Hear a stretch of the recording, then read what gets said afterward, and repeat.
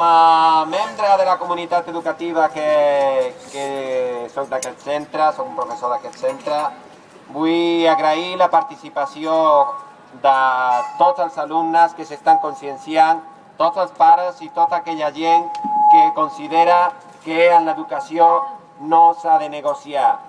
Nosaltres no hem de pagar els plats trencats que no hem provocat. Per això, avui com a revetlla del que serà demà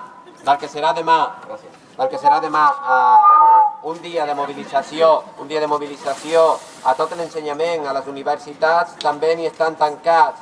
A les 18 hores a plaça Universitat sortirà una mobilització en contra de l'estratègia universitària del 2015 per un futur que sigui més just per a aquests joves que estan prou conscienciats i que ara per ara ho tenen una mica negre.